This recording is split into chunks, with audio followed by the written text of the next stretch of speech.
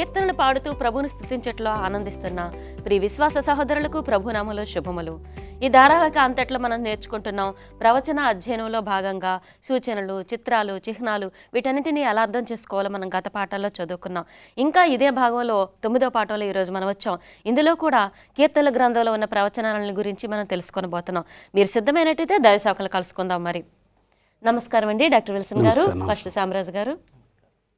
Doctor గారు, ఈ ధారావాహికలో 9వ పాఠంకి వచ్చాం. కీర్తనలలో ఈ కీర్తనలో ఉన్న ప్రవచనాల గురించి ఈ పాఠంలో ఏం నేర్చుకోబోతున్నామో పరిచయం చేయండి. సాధారణంగా భక్తులు కీర్తనలో ప్రవచనాలు ఏంటని ఆలోచిస్తూ ఉంటారన్నమాట. సాధారణంగా ప్రవచనం అన్న వెంటనే మృగమును, మరి ప్రకటన గ్రంథం అంత మాత్రమే ఆలోచిస్తూ ఉంటారు. మృగాలు, రాజ్యాలు, పోరాటం అని. కానీ ఈ యొక్క పాఠంలో మనం ప్రవచనాలతో ఇంకా మనం తెలుసుకోవాల్సింది ఏంటంటే పాపం గురించి, ఏ విధంగా పాపాన్ని దేవుడు అడ్డుకుంటున్నాడు, అంతేకాకుండా సఫరింగ్, శ్రమలో ఉన్న వారికి ఏ విధంగా దేవుడు ఆదుకుంటున్నాడు, తీర్పు ఎవరెవరికి ఏ విధంగా జరగనై ఉన్నది, ఇవన్నీ కూడాను మంచి చెడుల మధ్యన ఉన్న పోరాటం గురించి కీర్తనీయుడైన దావీదు ఎంతో బాగా వివరించి ఉన్నాడు. ఇంకా ముందుకు వెళ్ళినట్లయితే కీర్తనీయుడైన దావీదు ఇట్ ఈస్ మంచి చెడుల మధ్య ఉన్న పోరాటంలో దిగజారిపోయిన వారికి, అనగా బలహీనమైన వాళ్ళకి, దిక్కులేని వారికి, నిస్సాయి స్థితిలో ఉన్నవారికి దేవుడు ఏ విధంగా సహాయపడతాడు అన్నదానికి అభయం ఇస్తూ రాసి ఉన్నాడనమాట. పాపాన్ని ఏ విధంగా ఖండించినాడు. ఈ లోకంలో అవును చీకటి శక్తులు, దుష్ట శక్తులు, సాతానుడి ప్రభావం ఎక్కువ ఉన్నప్పటికీ దేవుడు తన ప్రజల తరపున ఏ విధంగా పోరాడుతున్నాడు అనేది ఈరోజు పాఠంలో వివరంగా రాయబడి ఉన్నది. బాగుందండి. పాస్టర్ గారు, ఈ పాఠం కొరకు లేఖనం వినిపించండి. కీర్తనలు 67 3-4 వచనాల్లోంచి తీసుకోబడి ఉన్నది. దేవా, ప్రజలు నిన్ను స్తుతించుదురుగాక, ప్రజలందరూ నిన్ను స్తుతించుదురుగాక. న్యాయమును బట్టి నీవు జనములకు తీర్పు తీర్చెదువు, భూమి మీదనున్న జనములను ఏలెదువు.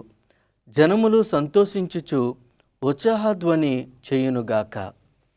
ఒక చక్కని వాక్యంలో మరి ప్రజలందరూ కూడా దేవుణ్ణి ఏ రీతిగా స్తుతిస్తారో వివరిస్తూ, దేవుని యొక్క తీర్పు కూడా న్యాయంగా ఉండబోతుంది, ఆయన న్యాయవంతుడు కనుక ఆ తీర్పును బట్టి కూడా ప్రజలందరూ సంతోషించి వారు ఉత్సాహధ్వనితో దేవుని స్తుతిస్తారని వాక్యంలో తెలుసుకోగలుగుతున్నాం.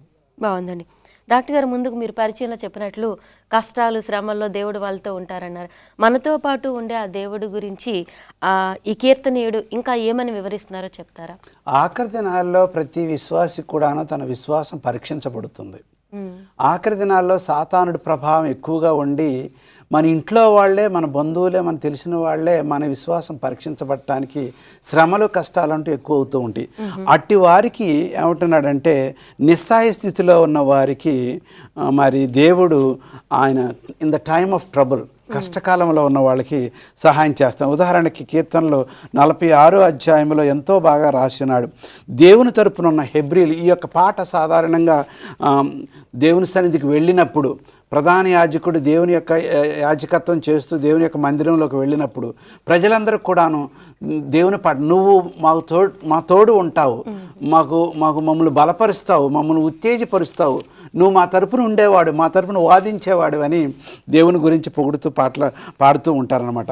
కీర్తన గ్రంథం 46వ అధ్యాయంలో దేవుడు మనకు ఆశ్రయ దుర్గమై ఉన్నాడు, ఆపత్కాలంలో ఆయన నమ్ముకొనదగిన సహాయకుడు, కావున భూమిని మార్పు నొందినను, నడి సముద్రంలో పర్వతములు ముగినను, వాటి జలములు ఘోషించు నురుగు కట్టినను, ఆ పొంగునకు పర్వతములు కదిలినో మనం భయపడము. చూడండి ఎంత పర్వతాలు కదలటం ఏంటి, సముద్రాలు పొంగటం ఏంటి. దేవుడు ఏమంటున్నాడంటే ఆయన బలవీరుడు, గొప్ప దేవుడు. నువ్వు నీకున్న చిన్న విశ్వాసంతో నువ్వు భయపడని అవసరం లేదు. నువ్వు దేవుని వైపు చూస్తే చాలు, తేరి చూస్తే నీకు బలం వస్తుందని. ఈ యొక్క 10వ వచనంలో కూడా చాలా చక్కగా రాసినాడు. ఓరకుండి నేనే దేవుడని. చాలామంది దేవుళ్ళు, దేవతలు ఉంటారు, కానీ మనతో కలిసి మన అర్థం చేసుకుని ఆపదలో సహాయం చేసే దేవుణ్ణి ఊరకుండి తెలుసుకోవాలని మరి దావీదు బ్రతిమలాడుతూ చెబుతూ ఉన్నాడు. ఆఖరి రోజుల్లో వచ్చే శ్రమకాలంలో, మంచి చెడులు జరిగే పోరాటంలో మన మనసాక్షి ప్రకారం సత్యంలో జీవించినట్లయితే యెహోవా దేవుడు అటువారికి తప్పకుండా అభయము, నాకు కొండయు కోటయు డాలునై ఉంటానని ఇంకొక వాక్యలో చెప్పినాడు. ఆయన మన తోడుగా ఉండే దేవుడు, మన అర్థం చేసుకునే దేవుడు. చాలా బాగుందండి. పాస్టర్ గారు, మరి దేవుడు మనకు తోడుగా ఉండే దేవుడే అని దేవుడు చెప్పినప్పటికీ కొన్నిసార్లు మన సంఘటనలు కలవరపరిచే పరిస్థితులు, నిరాశలో కృంగిపోయిన ఆ శ్రమల మధ్య అలాంటి దేవుడి మీద మన నమ్మకం ఉంచడం ఎలా నేర్చుకోగలమంటారు? ఈ యొక్క విషయాన్ని మనం అర్థం చేసుకోవాలంటే ఇప్పుడే పరిచయం చేయబడిన 46వ కీర్తనను మనం చూడాలి. మనందరికీ కూడా తెలుసు, కీర్తనలు అంటేనే అది సాదృశ్యాలతోని లేకపోతే మరి ఒక సింబాలిక్గా వారు చిహ్నాలుగా చూపించినట్లు మనం చూస్తున్నాం. సర్వసాధారణంగా ఈ యొక్క కీర్తన అంతా కూడా మనము 46వ కీర్తన చూసుకున్నప్పుడు అక్కడ యొక్క భూమి, సముద్రము ఇవన్నీ కూడా లయమైపోతున్నట్టు, లేకపోతే ఘోషిస్తూ వాటికి ఏదో ఇబ్బంది కలిగిపోతున్నట్లు మాట్లాడుతున్నట్లు మనం చూస్తున్నాము. ఈ 46వ కీర్తన యొక్క ఉద్దేశాన్ని మనం గమనించినప్పుడు దేవుడు సాధారణంగా ఈ యొక్క పర్వతముల కోసమో, సముద్రము కోసమో, భూమి కోసమో ఆయన మాట్లాడతలేదు. కానీ మరి ఈ లోకములో ఉన్న రాజ్యాల కోసము దేవుడు మాట్లాడుతున్నట్లు ఈ కీర్తనలో మనం చూడగలుగుతున్నాము. ఎందుకంటే ఈ యొక్క విషయంలో మనం అర్థం చేసుకోవటానికి ఎప్పుడైతే ఈ లోకంలో ఉన్న ఈ యొక్క గవర్నమెంట్స్, ప్రభుత్వాలన్నీ కూడా కూలిపోతూ ఉంటాయో చాలాసార్లు మనం అనుకుంటాము ప్రజలు ఏమైపోతారని ఆలోచిస్తూ ఉంటాము. కానీ గొప్ప విషయం ఏంటంటే ఈ కష్టాలు వచ్చినప్పుడు, బాధలు వచ్చినప్పుడు ఈ యొక్క ప్రభుత్వాలు మారుతున్నప్పటికీ దేవుని యొక్క బిడ్డలకు దేవుడు ఎప్పుడుగా తోడుగా ఉండి నడిపిస్తాడని ఒక ఉదాహరణ మనం చూడగలుగుతాము. మనము పరిశుద్ధ లేఖనములు మనము ఈ యొక్క ఇర్మియా 4వ అధ్యాయము 23, 26 వచనాలు కూడా చూసుకున్నప్పుడు ఆయన కూడా ఒక దర్శనం ద్వారా చూస్తూ ఈ యొక్క మొత్తం సమస్తము కూడా నాశనం అయిపోయింది, ఆకాశ పక్షులు ఎగిరిపోయినవి, భూమి మీద ఏమీ లేదు అని అంటున్నప్పుడు వాస్తవానికి నిజంగా ఏమీ లేవంటారా? అక్కడ శేషించబడి వారు ఉన్నారు, కానీ అక్కడ ఉన్న పరిస్థితి దేవుడు వాళ్ళని కాపాడి పక్కకు తీసుకొచ్చారు. అనీతి పరుల మటుకి నాశనం అయిపోవటమో లేకపోతే వారు వేద అవటమో అక్కడ మనం చూస్తున్నాము. అలాగే కష్టాలు వచ్చినప్పుడు, బాధలు వచ్చినప్పుడు ఈ యొక్క దానియేలు 7వ అధ్యాయంలో కూడా చూసుకున్నప్పుడు ఒక ప్రభుత్వం తర్వాత ఒక ప్రభుత్వం వస్తుందని చెప్పకముందు ఆ దర్శనాన్ని చూస్తున్నప్పుడు ఆయన చూసింది ఏంటంటే ఈ యొక్క గాలి సముద్రము మీద వేసి అలలు సృష్టించడం, అంటే ప్రభుత్వాలను తీసుకురావటం అని మనం చూస్తున్నాం.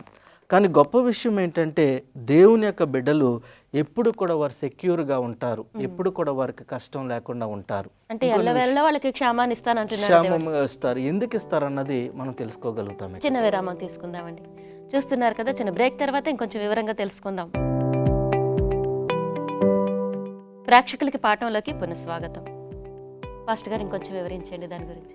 ఈ యొక్క విషయంలో మనం చూస్తున్నప్పుడు మనకున్న అభయము దేవుడు మనకు అనుగ్రహిస్తున్నది ఏంటంటే ఫిలిప్పీయులు రాసిన పత్రిక 3వ అధ్యాయము 20వ వచనంలో మరి అపోస్తలుడైన పౌలు ఈ రీతిగా అంటున్నాడు, మన పౌరస్థితి పరలోకము నందున్నది, అక్కడ నుండి ప్రభు అయిన యేసుక్రీస్తు అను రక్షకుని నిమిత్తము కనిపెట్టుకుని ఉన్నాము. అంటే మనంద పరిస్థితి ఇక్కడ కాదు. మనం నీతిమంతులుగా ఉంటే ఎన్ని కష్టాలు వచ్చినా, బాధలు వచ్చినా, ఇబ్బందులు వచ్చినా మనకేమో కావు, కానీ దేవుడు మనకి తోడుగా ఉంటాడు. ఇంకా గొప్ప విషయం దేవుళ్ళో చూసుకున్నప్పుడు హెజ్కేలు 1వ అధ్యాయము 26వ వచనములో తన యొక్క సింహాసనము కదిలింపబడకుండా స్థిరముగా ఉన్న సింహాసనము, అంటే ఈ లోకములో ఎన్ని కష్టాలు వచ్చినా, బాధలు వచ్చినా, సాతాను ఎన్ని చెయ్యాలనుకున్నప్పటికీ దేవుని యొక్క సింహాసనము కదిలింపబడకుండా ఉన్నది కనుక ఆయన కదిలింపబడలేని వాడు కనుక ఆయన ప్రజలు కూడా దేవుడు ఆ రీతిగా తోడుగా ఉంటాడని మనం చూస్తున్నాము. అంతేకాకుండా మరి దేవుని యొక్క వాక్యము ఆ 46వ కీర్తనలోనే మనం కిందకు చూసుకున్నప్పుడు ఏదైపోయినా పర్వాలేదు కానీ నేను దేవునిలో క్షేమంగా ఉంటాను. ఎందుకు? వారు ఏదో చెప్పాలని చెప్పలేదు, అనుభవపూర్వకంగా వారికి ఇబ్బందులు కలిగినప్పుడు, యుద్ధాలు జరిగినప్పుడు, కష్టాలు కలిగినప్పుడు వారు కనుగొని ఉన్న దానిని బయలుపరచగలిగి ఉన్నారు. మనం ఈ రీతిగా కష్టాలు వచ్చినప్పుడు, బాధలు వచ్చినప్పుడు దేవుని మీద ఈ విశ్వాసంతో అలవాటు చేసుకోవాలి, అది మంచిదని చూస్తాను. అంటే పరిస్థితులు ఏమైపోయినా కానీ వ్యక్తిగతమే కాదు, భౌతికంగా పరిస్థితులు ఏమైపోయినా కూడా దేవుడి మీద మనం ఆనుకొని ఉండాలంటారు. డాక్టర్ గారు, మరి అది అలాంటి అంత కదిలింపబడిన దేవుడి గురించి సమస్తము ఆయన పాదాల క్రింద అనే మాట మనకి లేఖనంలో కనబడుతుంది. అది ఎప్పుడు జరుగుతుంది, ఎలా జరుగుతుంది, దాని గురించి కొంచెం చెప్పండి. పాదాలు క్రింద అంటే అధికారం అంతా కూడా నాలో ఉన్నది, నేను ఎలా చేయాలో అలా ఇప్పుడు 47వ అధ్యాయము ఆయన జనములను మనకు లోపర్చును, మన పాదముల క్రింద ప్రజలను అణగద్రొక్కును. ఇక్కడ సందర్భం వేరండి. ఉదాహరణకి ఇప్పుడు ఏ, పరలోకంలో సభ జరుగుతూ ఉన్నది. అన్ని ప్రాంతాల నుంచి దేవదూతలు వచ్చి రిపోర్ట్లు ఇస్తూ ఉన్నారు. అయితే ఈ భూలోకము నుంచి లూసిఫర్ వెలుగుదూత వెళ్ళి ఎలాగున్నారు, భూమిలో ఏం జరుగుతుందో వార్తలు ఏంటనంటే, అంతా నేను అటు ఇటు తిరుగుతూ ఉండగా, అంటే భూమిని ఆక్రమించి ఆయన పరిపాలిస్తూ ఉన్నాడు. సాతానుడు ఆ విధంగా అనటం చాలా బాధగా అనిపించింది యేసు ప్రభు వారికి. అటు ఇటు తిరుగుతుంటే ఆదామవ్వకి ఇచ్చిన అవకాశాన్ని సాతానుడు దొంగిలించి, నేను భూమిని అటు ఇటు తిరుగుతూ నేను పరిపాలిస్తున్నాను. కాకపోతే ఈ భూమిని ఎవరు సృష్టించారు? ఆదామవ్వను సృష్టించారు. ఇదంతా కూడా ఎవరి శక్తితో వచ్చింది? ఆ సంగతి మర్చిపోయాడు సాతానుడు. అయితే ఆఖరికి మరలా ఆ వాక్యాలతో ఆదికాండం 13:7 నేను నువ్వు నడిచినంత స్థలమంతా కూడా నీకు ఇస్తానని అబ్రహాముకు వాగ్దానం చేశాడు. అంటే ఆయన తరపు నుండి ఆయనకి విధేయతగా ఉండి యెహోవాని సేవించిన బిడ్డలకి సాతానుడు నాదని చెప్పినప్పటికీ నీకు ఇస్తాను, నిన్ను ఆశీర్వదిస్తాను, నిన్ను గొప్ప చేస్తానని మానవుడికి, పాప మానవుడికి వాగ్దానం చేశాడు. ఎంత మంచి దేవుడో చూడండి. అంతేకాకుండా ఇంకా మనం ముందుకు వెళ్ళినట్లయితే, మరి మీరు అడిగినట్లుగా ప్రశ్న ఎప్పుడు జరుగుతుంది ఆయన పాదముల కింద అంటే 1000 సంవత్సరాలు అయిపోయిన తర్వాత, మిల్లీనియం, 1000 సంవత్సరాలు. ప్రకటన గ్రంథం 20వ అధ్యాయం, అది 1000 సంవత్సరాలు అయిపోయిన తర్వాత దేవుడు మూడవసారి వచ్చినప్పుడు సాతానుడు తన అనుచరులందరినీ కూడా ఆయన పాదముల కింద త్రొక్కి వాళ్ళకి కావలసిన తగు జీతాన్ని, అనగా మరి వారికి నరకాగ్ని, వాళ్ళకి శిక్ష విధించనై ఉన్నాడు. యెరూషలేము మీద ఆయన అడుగు పెట్టనై ఉన్నాడు. జాయన్, ఆ యెరూషలేము ఒలీవ పర్వతం ఆ ప్రక్కన అడుగుపెట్టి ఆయన పరిపాలకుడై నిలవనై ఉన్నాడు. యెరూషలేం పట్టణమే దిగి వచ్చి ఇక్కడ పరిపాలన కేంద్రముగా దేవునికి మారనై ఉన్నది. ఇది చాలా ఆశ్చర్యమైనది. న్యూ జెరూసలేం, క్రొత్త యెరూషలేం పట్టణం, డాజ్లింగ్ అంటే మెరుస్తూ, అలంకరణతో ప్రకాశిస్తూ ఈ యొక్క దిగి వస్తున్నది.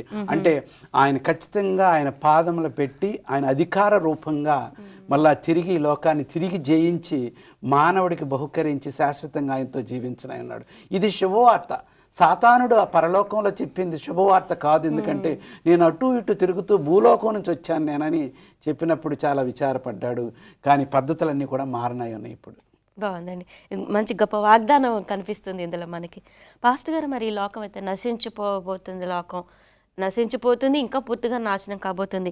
ఇలాంటి లోకంలో మనం పరోపకారం అంటే ఇతరుల కోసం మనం జీవిస్తూ దాని ద్వారా దేవుణ్ణి మహిమపరచడం అనేది ఎలాగ చెప్పండి? సర్వసాధారణంగా ప్రతి మానవుడు కూడా ఆలోచన చేసేది ఏంటంటే, మనం ఈ లోకంలో వ్యక్తిగత స్వలాభం కోసము జన్మించాము అనేసి అని అనుకుంటూ ఉంటాము. ఎందుకు అలా జరుగుతుంది అన్నది మనం చూసుకున్నప్పుడు, దేవుడు సృష్టించినప్పుడు ప్రతిదీ కూడా ఒకదాని మీద ఒకటి ఆధారపడేలాగా, ఒకరికొకరు సహాయం చేసుకునేలాగే దేవుడు ఏర్పాటు చేశాడు. కానీ ఎప్పుడైతే స్వలాభం కోసము జరుగుతున్నదో ఇదంతా కూడా ఎవరి ద్వారా వచ్చిందో మనకు తెలుసు. సాతాను ఆయన స్వబుద్ధితో ఉన్నాడు కనుక ఆ స్వబుద్ధి అనేది సృష్టిలోని మానవుల్లో కూడా ఏర్పాటు చేసి ఆయన ముందుకు తీసుకెళ్ళటానికి ప్రయత్నం చేస్తున్నాడు.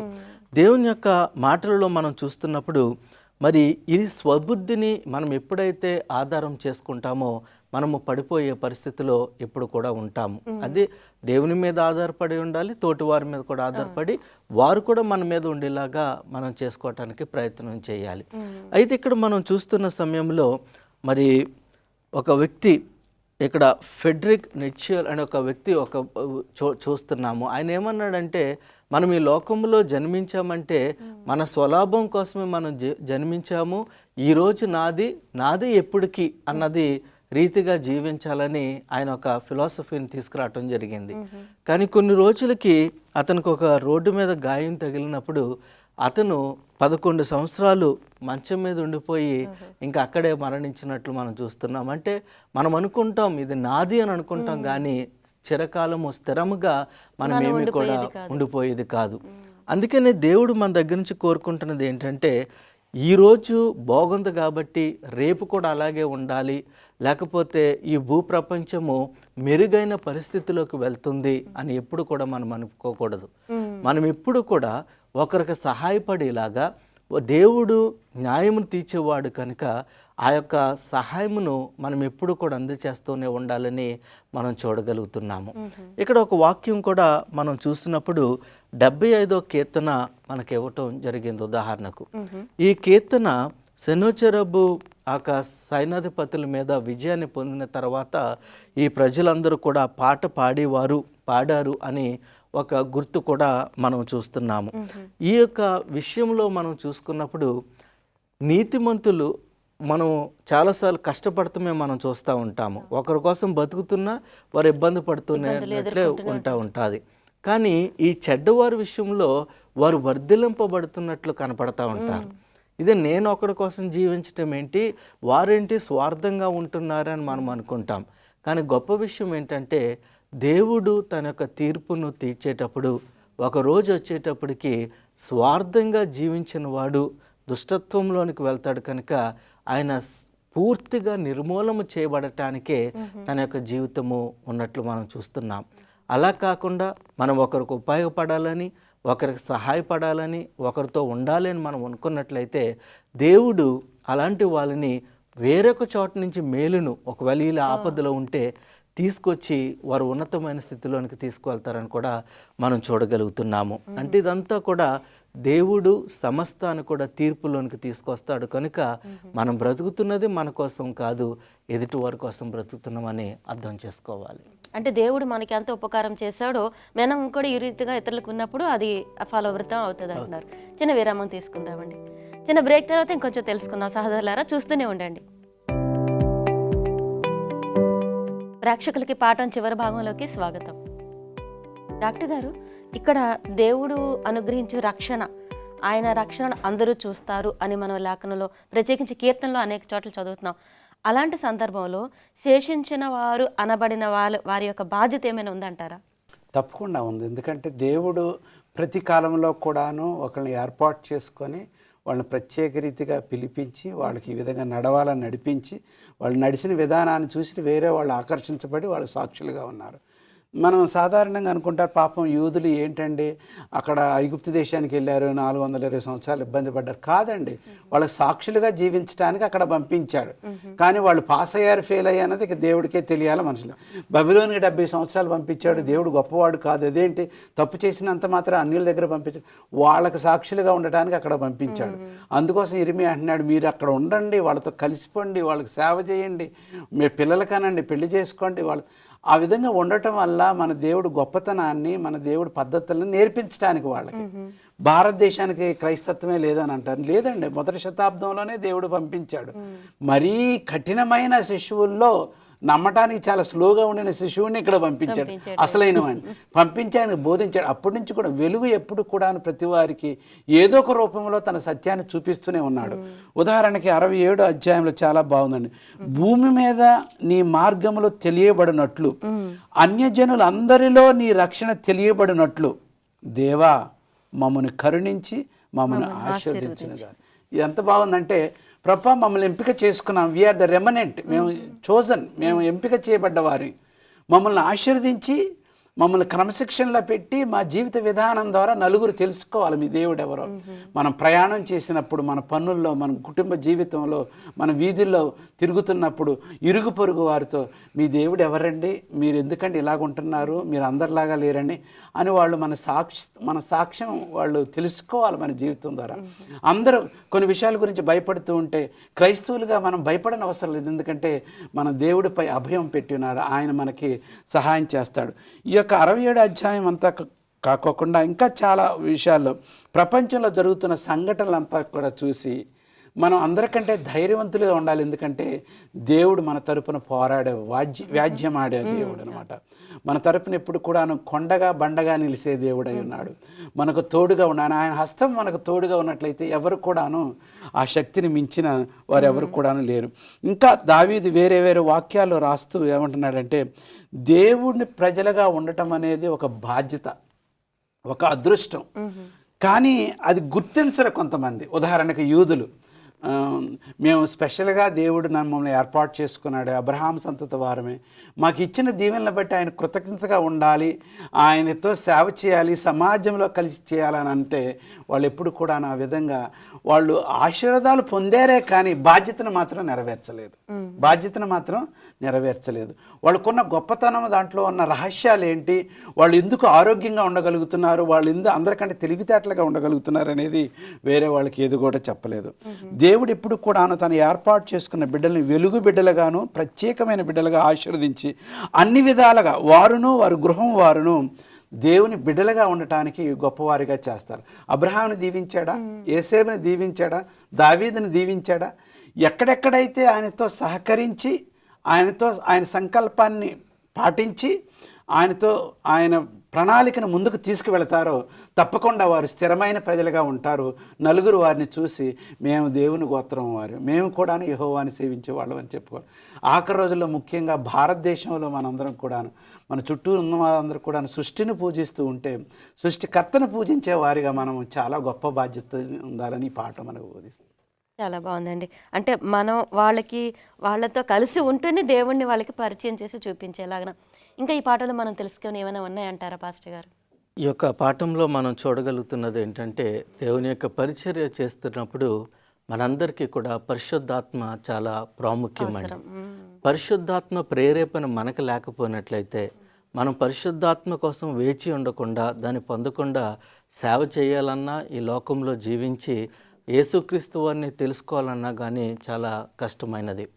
పాత నిబంధన గ్రంథంలో పరిశుద్ధాత్మ యొక్క పాత్ర మనం ఎక్కువ చూడకపోయినప్పటికీ దేవుడు అవసరాన్ని బట్టి పరిశుద్ధాత్మ ప్రేరేపణ కొంతమందిలో కలుగు చేసినట్లు మనం చూడగలుగుతున్నాము. అంతేకాకుండా యేసుక్రీస్తు వారు ఈ యొక్క పరిశుద్ధాత్ముణ్ణి మరి దేవుని దగ్గర నుంచి మానవాళికి ఒక బహుమతిగా ఇచ్చి ఆయన ఒక మాదిరిని చూపించి, ఈ మాదిరిని మీరు మీ యొక్క పరిచర్యలో వాడుతున్నప్పుడు మీరు ఈ రీతిగా చేయమని ఆయన చెప్పడం జరిగింది. అంటే అప్పుడు వెళ్ళిపోండి, నీకు నేర్పించేశాను కదా అని పంపించేయలేదు. పరిశుద్ధాత్మ కోసం మీరు వేచి ఉండండి, పరిశుద్ధాత్ముడు మీ మీదకు వచ్చినప్పుడే మీరు శక్తిని పొందుతారు, మీరు సువార్తకి వెళ్ళమని చెప్పినట్లు మనం చూస్తున్నాం. అలాగే దేవుని బిడ్డలుగా మనం చూస్తున్నప్పుడు ఈ అంత్యకాలంలో ఈ నేర్చుకున్నవన్నీ కూడా మనం ఉంచుకోకుండా మనం ఎదుటి వాళ్ళతో పంచుకుని మనం పరిచర్యలోకి వెళ్తున్న సమయంలో యేసుక్రీస్తు వారి యొక్క మాదిరిని జ్ఞాపకము చేసుకుంటూనే ఆ పరిశుద్ధాత్మని యొక్క శక్తిని కూడా మనము పొందటానికి మనం ప్రయత్నం చేయాలి. ఎందుకంటే కేవలము ఈ లోకంలో మనము ఈ పరిశుద్ధాత్మ సేవ ఇక్కడితో ఆగిపోదు, కానీ మనలను పరలోక సంబంధమైన బిడలుగా తీర్చిదిద్దటము, అదే రీతిగా యేసుక్రీస్తు వారు రెండోసారి వచ్చినప్పుడు మనందరము కూడా ఆ యొక్క సియోను కొండ మీదకి ఆయనతో పాటు కూడా ఉండటానికి సహాయపడతాడని మనం చూడగలుగుతున్నాం. కనుక మనము దేవుని యొక్క సన్నిధానంలో ఉండి మనం ముందుకు వెళ్తున్నప్పుడు పరిశుద్ధాత్మునితో మనం ముందుకు వెళ్ళాలని దేవుడు మన దగ్గర నుంచి కోరుకుంటున్నాడు. ఈ ప్రవచనాలు మానవాళ్ళందరికీ అని అందులో ఉన్న ప్రేక్షకులు కూడా వాటిని అర్థం చేసుకుని రక్షణలోకి వచ్చేలాగా దీవించండి డాక్టర్ గారు. ఘనమైన దేవా, పరిశుద్ధుడా, సాధారణంగా యవనస్తులు కీర్తనలు సామెతలు చదువుతూ ఉంటారు. దీంట్లో అద్భుతమైన ప్రవచన వాక్యాలు, దేవుడు మాకు తోడుగా ఉన్నాడు, అన్యులందరూ మా ద్వారా ఆ జీవం గల దేవుని తెలుసుకోవాలన్న పాఠాలు మేము నేర్చుకొని ఉన్నాము. ఆఖరి దినాల్లో ఉన్న మాకును నీ యొక్క సాక్ష్యంతో మమ్మల్ని బలపరచమని, నీకు పరిశుద్ధాత్మ మాకు దయచేయమని, ఈ బలమైన వాక్యాలతో మేము అందరినీ బలపరిచి సాక్షులుగా జీవించి మమ్మల్ని వాడుకొనమని, ప్రేక్షకులందరినీ దీవించమని క్రీస్తుపేట ప్రార్థన చేసుకుంటున్నాము తండ్రి. ఆమేన్. చాలా చక్కని పాఠం అండి, చాలా వివరంగా చెప్పారు. కీర్తనలు అనేటప్పటికీ అందరూ ఏదో ధ్యానం చేయడానికి ఉపయోగిస్తారు, కానీ ఇందులో ఇంత ప్రవచనాలు దాగి ఉన్నాయనే విషయం ఈరోజు ఈ పాఠం విన్న అనేక మందికి స్పష్టంగా అర్థమవుతుంది. చాలా వివరంగా చెప్పినందుకు చాలా ధన్యవాదాలు. నమస్తే అండి. తెలుసుకున్నాం కదా ప్రియ సహోదరులారా, కీర్తనలు కేవలం ఏదో సమయానికి దుఃఖంలో ఉన్నప్పుడు మాత్రం చదవటానికే కాదు, కానీ వాటిలో ఉన్న ప్రవచనం అనేది సర్వమానవాళికి అందుతుంది. అది తెలియాలంటే ఈ చిత్రాలు చిహ్నాలుగా కూడి ఉన్న ప్రవచనాలను అధ్యయనం చేయటం అవసరం. అందులో భాగంగానే ఈ పాఠాలన్నీ మనం చదువుతున్నాం.